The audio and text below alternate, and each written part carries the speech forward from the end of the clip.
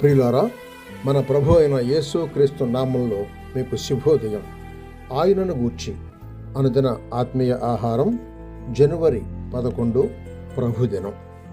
నేటి మన ధ్యాన లేఖనం కొరింథీయులకు రాసిన మొదటి పత్రిక 15వ అధ్యాయం 20వ వచనం. ఇప్పుడైతే నిద్రించిన వారిలో ప్రథమ ఫలముగా క్రీస్తు మృతులలో నుండి లేపబడి ఉన్నాడు.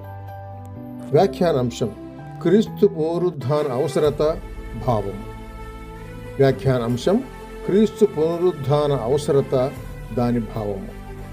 వ్యాఖ్యానం: క్రీస్తు పునరుద్ధానము యొక్క అవసరమేమో కొంచెం ఆలోచిద్దాం. 1. ఆయన సమాధి నుండి సజీవుడిగా లేచుట అవసరం. ఆయన దేవుని కుమారుడు, అందుచేత మరణము ఆయనను బంధించి ఉండుట అసాధ్యం. దేవుడు మరణ వేదనలు తొలగించి ఆయనను లేపెను. 2. ఆయన కుమారుడైన దేవుడు అని నిరూపింపబడుటకు ఆయన పునరుద్ధానము కావాలి. ఆయన పునరుద్ధానం వలన పరిశుద్ధమైన ఆత్మను బట్టి ఆయన దేవుని కుమారుడుగా నిరూపింపబడెను. రోమపత్రిక 1:4. 3. లేఖనములను ఆయన తానే చెప్పిన మాటలను నెరవేరినట్లు క్రీస్తు పునరుద్ధానము అవసరమైంది.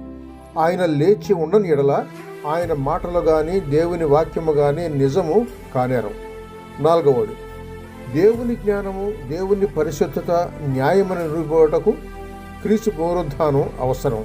రక్షణోపాయమంతయు పాపమెరుగని దేవుని కుమారుని మరణ పునరుద్ధానములపై ఆధారపడి ఉంది.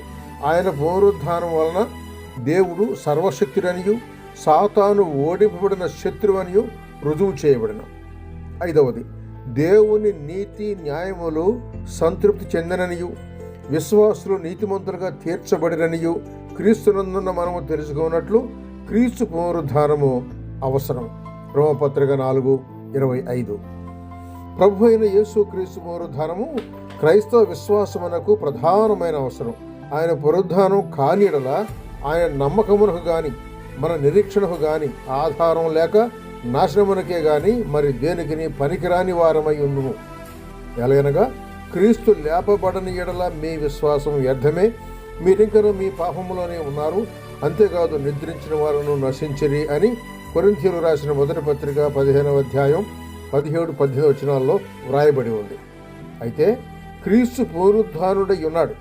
ఆయన ఆరోహణుడయ్యను. ఆయన హెచ్చింపబడి ఉన్నాడు. ఆయన దేవుని కుడిపార్శ్వమున కూర్చుండి మన పక్షమున విజ్ఞాపనం చేయుచున్నాడు. ఆయన మన అడ్వకేట్.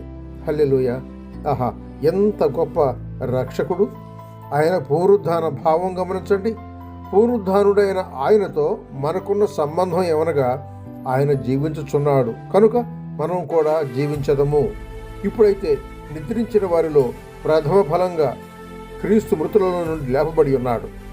ఆయన జీవించి ఉండటం వలన మనము ఆశీర్వదింపబడటం గాని, ఐశ్వర్యవంతులముగా చేయబడటం గాని, బలపరచడం గాని భావి కాలంలో ఫలాని దినము కొరకు మనము కనిపెట్టుకొని ఉండవలసిన అవసరం లేదు. క్రీస్తు యేసునందు విశ్వాసముంచి ఆయన సొత్తయ్యున్న వారి హృదయములో ఇప్పుడు ఆయన జీవించున్నాడు. ఆయనను మహిమగల విమోచన దినము వచ్చినప్పుడు క్రీస్తుతో కూడా సదాకాలం ఉండటకు కొనిపోబడదాం. క్రీస్తునందు నిద్రించిన వారు లేవబడినప్పుడు సజీవులై ఉన్న ఒక తరము వారందరూ ఆనంద బోరం మ్రోగినప్పుడు ఆయన ఎదుర్కొనుటకు ఆయన వారందరూ వాయుమండలమున కొనిపోబడదరు. అప్పుడు మనము ఆయన మహిమగల దేహమును పోలిన మహిమా దేహమును ధరించదము. ఇది నిశ్చయం.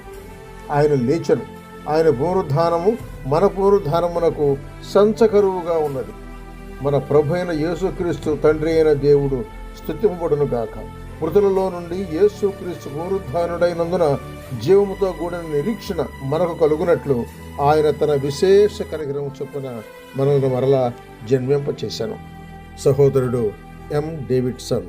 శుభములతో వందనాలు.